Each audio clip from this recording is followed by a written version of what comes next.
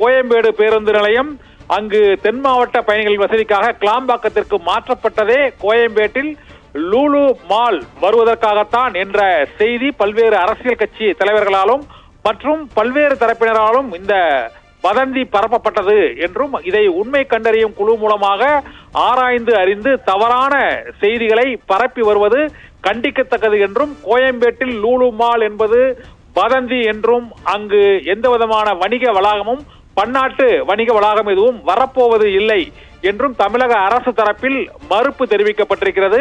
கிளாம்பாக்கத்திற்கு பேருந்து நிலையம் மாற்றப்பட்டது அவசரமாக மாற்றப்பட்டதற்கு காரணம் இங்கு துபாயை சேர்ந்த லூலு வணிக வளாகம் பிரம்மாண்ட வணிக வளாகம் கோயம்பேடு பேருந்து நிலையம் அமைந்துள்ள பகுதியின் அருகே அமைய உள்ளது என்று கூறப்பட்டது. ஆனால் அந்த செய்தி தவறானது என்று தமிழக அரசின் தரப்பில் இப்போது மறுப்பு தெரிவிக்கப்பட்டிருக்கிறது.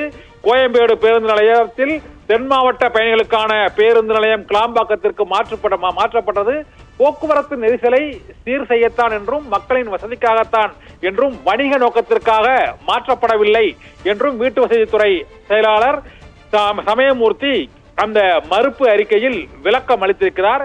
இது தமிழக அரசு தொடர்பாகவும் திட்டங்கள் தொடர்பாகவும் தவறான வதந்திகள் பொய்யான செய்திகளை பரப்பும் நபர்கள் தொடர்பாக உண்மையை கண்டறிந்து இந்த தகவல் பொய்யானது என்ற தகவலை இப்போது தமிழக அரசு தரப்பில் தெரிவிக்கப்பட்டிருக்கிறது. கோயம்பேடு பேருந்து நிலையத்தில் லூலு மால் வணிக வளாகம் எதுவும் அமைப்பதற்கான திட்டம் அரசிடம் இல்லை என்றும் அவ்வாறு பரப்பப்படும் செய்திகள் அனைத்தும் வதந்தி என்றும் பொய்யான தகவலை மக்கள் நம்ப வேண்டாம் என்றும் தமிழக அரசு தரப்பில் மறுப்பு தெரிவிக்கப்பட்டிருக்கிறது. ராஜேஸ்வரி.